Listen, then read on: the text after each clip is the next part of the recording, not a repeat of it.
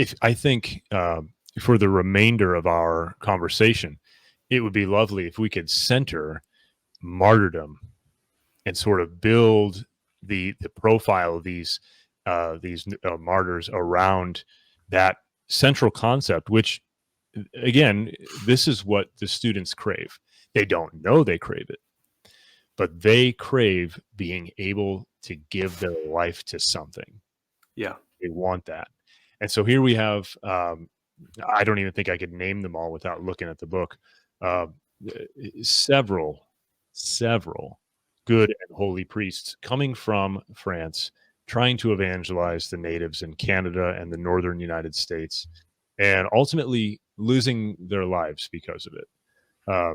So do you have a favorite among the North American martyrs?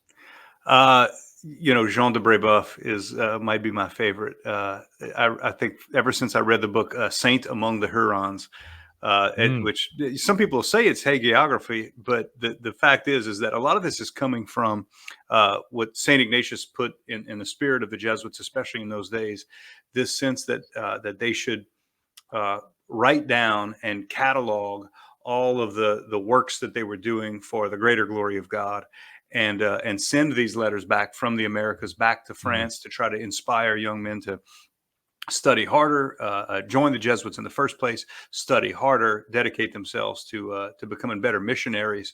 And so these what they call the Jesuit relations are very popular today amongst historians, just because they have such good, they were very good record keepers, but also very inspiring stories that, talking about wanting to be part of something bigger than yourself.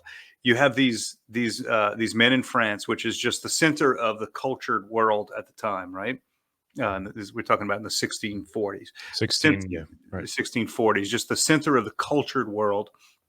But that's a pretty special time when, something like feudalism, knights, all that kind of stuff was kind of in their rearview mirror.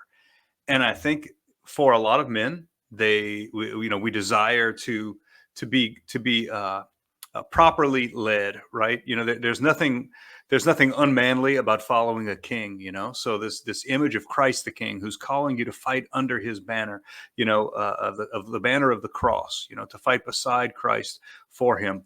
These were all Frenchmen who were inspired by that sense, and also inspired by the stories of the Jesuits who arrive there, suffer all manner of hardships, and starting with René Goupil in 1642. René Goupil, so he starts off. He joins the Jesuits as a young man, and he's hard of hearing. He's mostly deaf, and so he can't keep up with the studies. So he leaves the Jesuit novitiate, but decides, I still want to help. So he decides to go as a layman to the Americas, to what is today upper New York State and into Canada, and he goes down there and they accept his vows there as a lay brother, they're Jesuit priests, they're Jesuit brothers. So they accept him back in as a brother, and very shortly after that, he's caught by the Iroquois. He's seen making the sign of the cross on the forehead of a young person. He was a surgeon and a doctor, and he wanted to help people. And at some point, there was a medicine man who was threatened by his by what he brought to the table. And so when they saw him make the sign of the cross on a young Indian's forehead, they killed him. And so that's the first of 8. So you got to consider that 7 more guys said, I want a piece of that action. Yeah, I'm going to keep going. Right, exactly. I want a piece of that. And so I think that's the kind of spirit of that age that we're looking at, and the kind of spirit. Well, and even prior to 1642, Jesuits who were evangelizing, and there were some Franciscans involved as well. They were not well treated in all cases by the natives. They were either received very poorly, or they were received sort of tepidly, but then maybe later expelled. I remember reading a little while ago about Massey, who was not numbered among the North American martyrs, but who in 1613 or thereabouts was right about to encounter this new tribe, and they had just finished martyring 3 other guys. And so the account that I read in Butler is that he sort of arrives and witnesses this, Hmm. and naturally he stays. He says, "Well, Hmm. apparently they need a priest." So, Yeah, yeah. uh, So, well, but that's just in that very case with Rene Goupil, he's captured at the exact same time as Saint Isaac Jogues, and mhm, so with Isaac Jogues, they decide to stretch it out with him and really torture him, really make it a little make his misery a little bit longer. So you can imagine they're beating him, they're cutting him open, they chew and cut off his fingers and pieces of his ear, all this kind of stuff, and then right, exactly. So you often see him now pictured missing a couple of fingers, right? So right. he'll be His portrayed that way. canonical digits, right? So he That's exactly right. So couldn't there offer was mass. but at the time he figured his life was over, and these Dutch traders had come in and they kind of bargained for a way to be able to sneak him out with some of these Iroquois, Mm, and so they sneak him out. He makes his way back to France. And in France, he's going to be a hero, right? He's got the obvious signs that he has suffered for the faith. He's kind of a big deal, and he says, "I have to go back.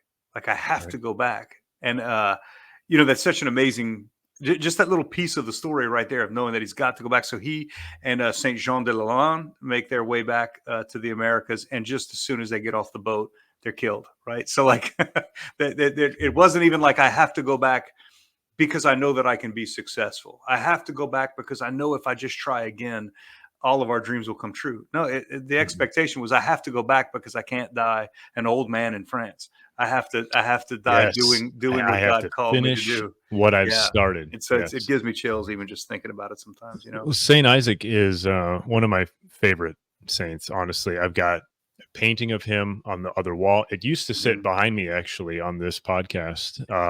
I've got a son named after him who was Hmm. born on September 26th. So that's the day we celebrate the North American martyrs. Hmm. Um, Isaac is a powerful witness to evangelizing the New World for Yeah. exactly the reason you mentioned, because he knows that in his particular case, I will not be the guy that changes anything, Right. and I am going to do this. So I like to think I'm not saying that I'm like a Saint Isaac reincarnate, by no means, but I like to take that same example.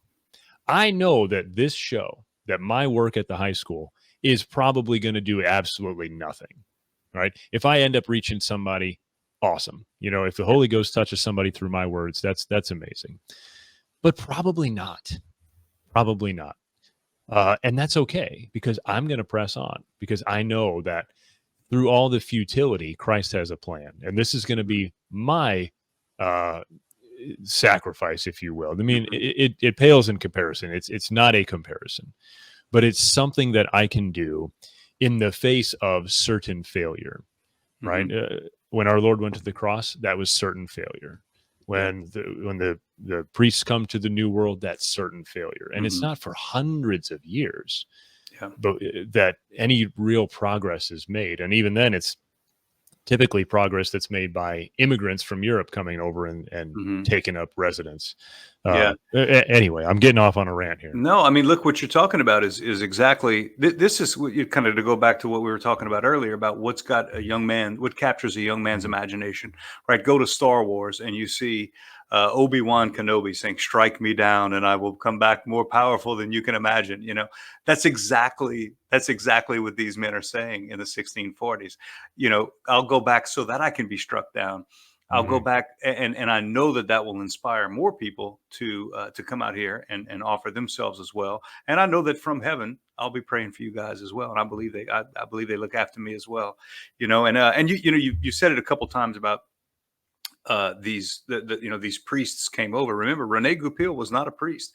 I mean, he was a Jesuit brother, and then Saint Jean de Lalande was a layman. I mean, he's not a Jesuit. He was what they used to call a Okay. donné, and a donné was just a layman who would say, I want to just donate my time to the Jesuits. I want to just give the Jesuits my services, and I won't take religious vows. I won't go through formation. I won't become a priest or anything like that. I'm just going to give them my services. And so they'll, as in return, they'll, let me go to mass every day, that sort of thing. And so there were some pretty dedicated people dedicated to this cause of saying, hey, there's a whole world of people in this new world that Columbus discovered. There's a Hmm. whole world of people over there who don't know the gospel, and we're going to have to go preach the gospel with our own blood. And that's what they did. And for that, I'm grateful, for what they do for me now in terms of praying for us and interceding for us, but also in terms of like the example of, okay, you think you got it bad? How about these guys? Right. I remind my children nightly when I give them a short blessing before bed that martyrdom ought to be their future, either red or white. And I do that in different ways depending on the mood of the day, shall we say. Um, but they understand. Like my children know that if you're not willing to die for Christ, then just don't bother. Yeah. There is no other thing to do in life. And so we keep, again, back to these 8 gentlemen, and these are not the only 8 men that were killed. No, in fact, These are just if you think about what today they are calling them the martyrs of La Florida. Maybe you're familiar with that term, the martyrs of La Florida. It's basically all of the first, this first wave of Europeans that go on to the Americas that are killed by not only the Indians. Some of these martyrs are Indians themselves, right? So they convert and then they're killed by other tribes. And then some of them are Catholics being killed by Protestants who have settled in the area as well. So it's really all along the eastern coast of the United States. And there are more martyrs of La Florida than there were martyrs in Rome during the first centuries of Christianity. I mean, that's a wow. pretty amazing thing. There's never been a time where martyrdom was more prolific than on the East Coast of what today we call the United States. Wow. See, and there we go again. So the saying by the once faithful and unfortunately apostate Tertullian, Mm-hmm. that the blood of martyrs is the seed of Christians, rings Mm-hmm. true in this case yet again. And so, all right, so applying this back to the young men that you teach and Mm-hmm. lead, and the young men and women at our co-ed high school.